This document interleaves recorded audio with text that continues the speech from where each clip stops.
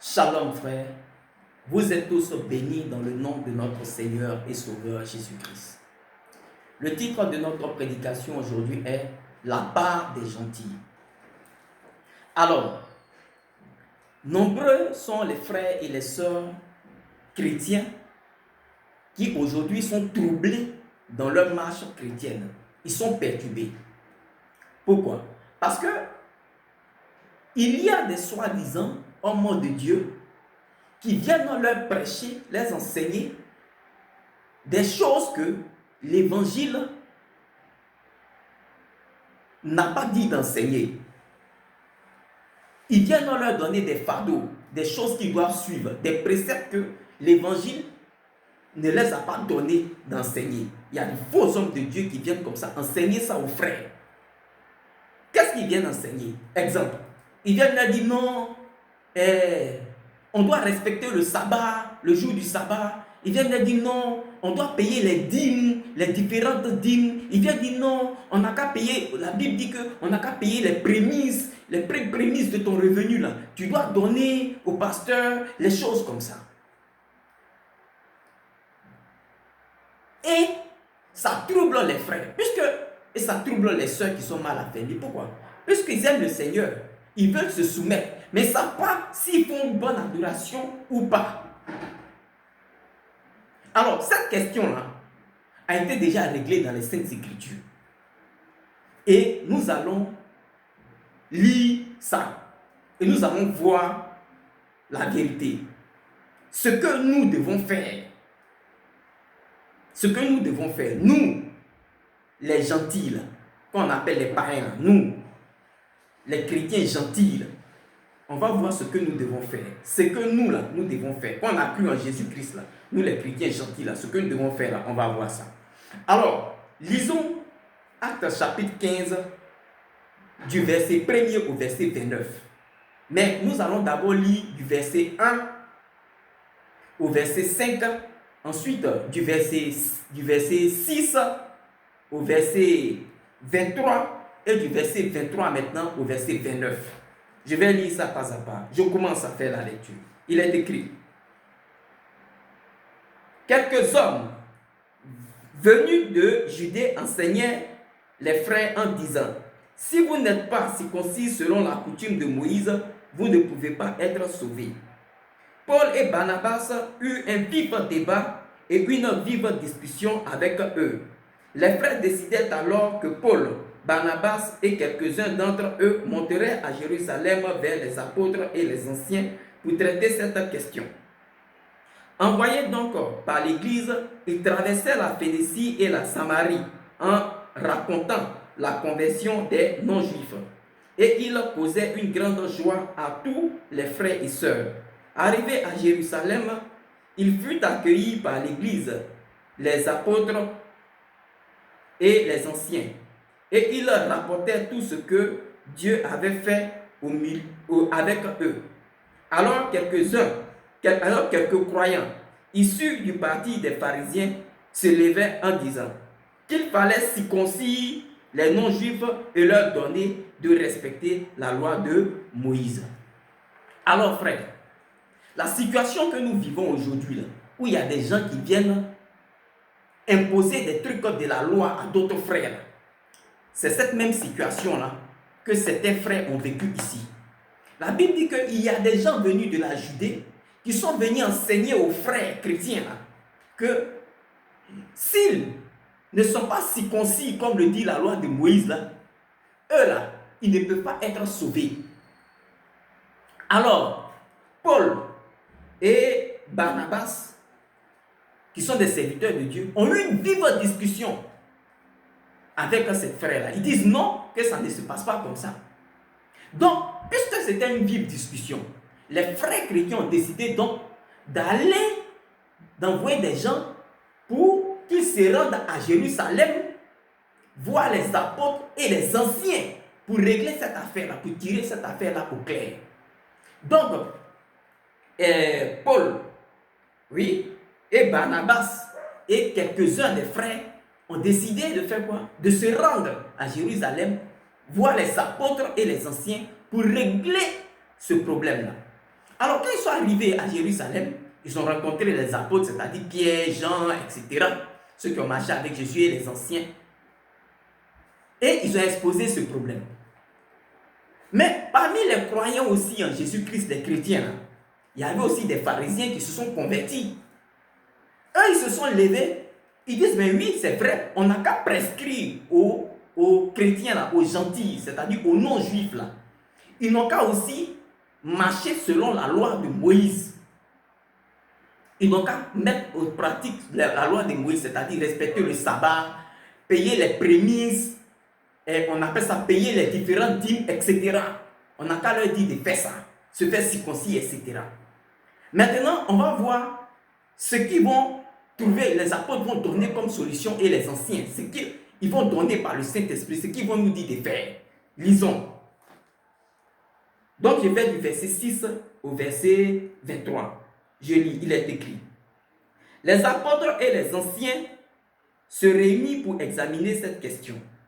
Il eut une longue discussion. Pierre se leva alors et leur dit, mes frères, vous savez que dès les premiers jours, Dieu a fait un choix parmi nous.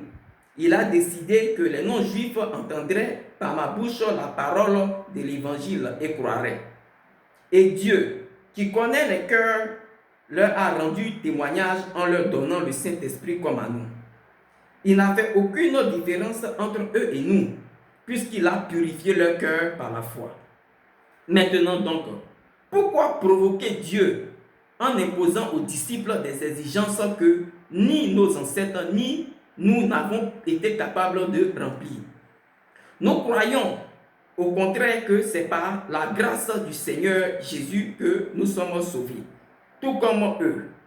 Toute l'assemblée garda le silence et l'on écouta Barnabas et Paul raconter tous les signes miraculeux et les prodiges que Dieu avait accomplis par leur intermédiaire au milieu des non-juifs.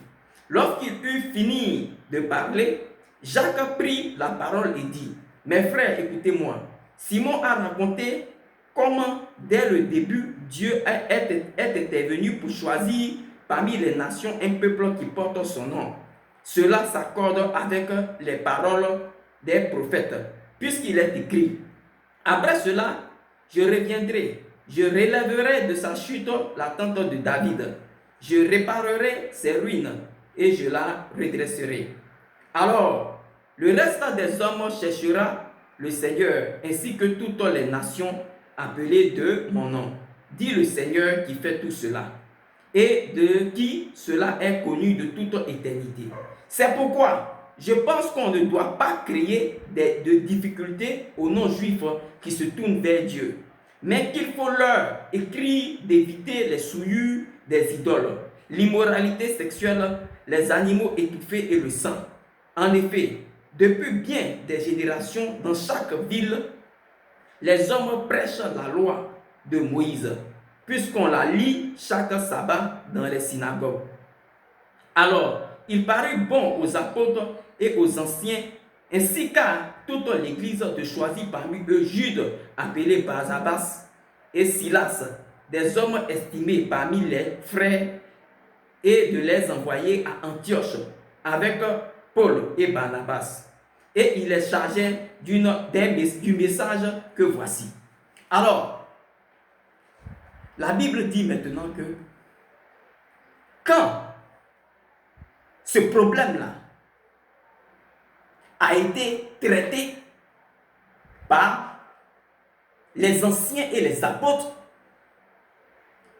ils ont trouvé que ils ne devaient pas demander aussi aux non-juifs, c'est-à-dire à nous les gentils chrétiens qui avons accepté le Seigneur, de suivre la loi.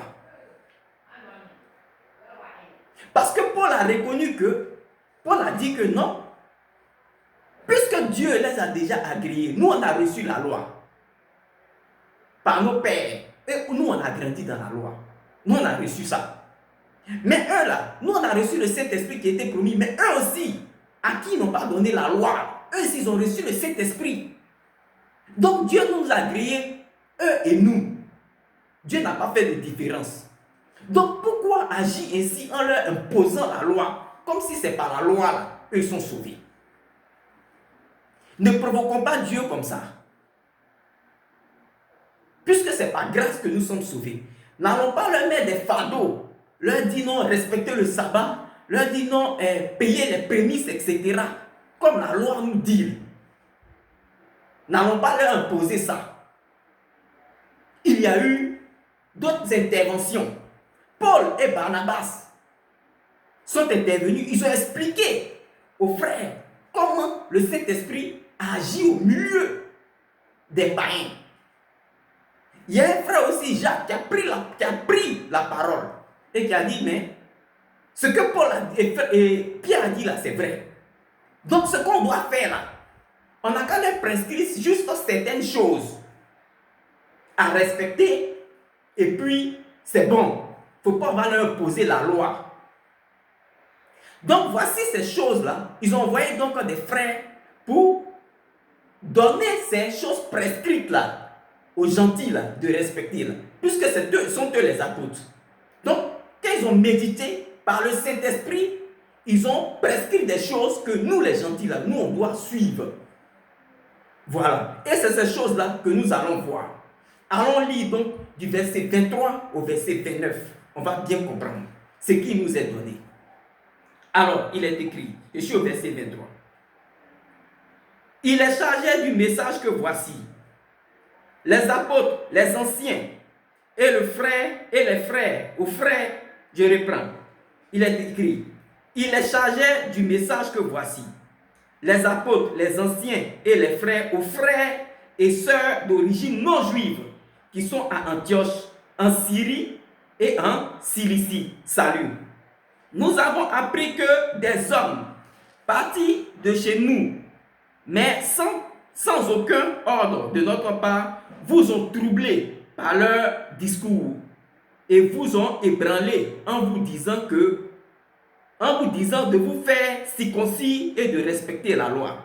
C'est pourquoi nous avons décidé d'un commun accord de choisir des délégués et de vous les envoyer avec nos bien-aimés Barnabas et Paul, ces hommes qui ont livré leur vie pour le nom de notre Seigneur Jésus-Christ.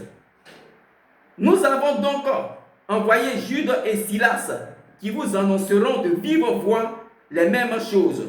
En effet, il a paru bon au Saint-Esprit et à nous de ne pas vous imposer d'autres charges que ce qui est nécessaire. Vous abstenir des viandes sacrifiées aux idoles, du sang, des animaux étouffés et de l'immoralité sexuelle. Vous agirez bien en évitant tout cela. Adieu. Voici, frères, ce qui a été donné aux gentils de suivre. Je reprends. Au verset 29.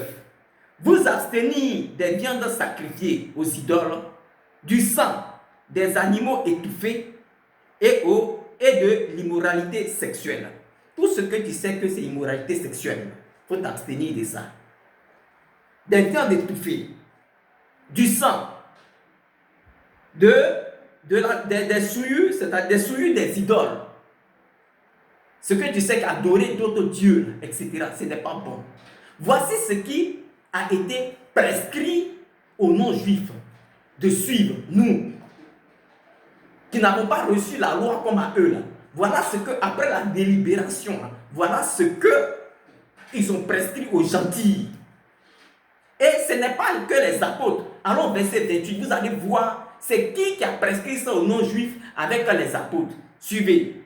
Il est écrit au verset 28. En effet, il a paru bon au Saint-Esprit et à nous de ne pas vous imposer d'autres charges que ce qui est nécessaire. Les apôtres n'ont pas pris la décision seuls. Ils disent, il a paru bon au Saint-Esprit et à nous, Dieu et à nous de vous imposer ça là. Donc ceux qui viennent vous raconter d'autres choses, de suivre ça, de payer les prémices, de payer les dîmes, etc. Ce n'est pas le Saint-Esprit qui les a envoyés. Ce sont des arnaqueurs. Ils veulent vous mettre des charges inutiles. Ce sont des menteurs. Shalom.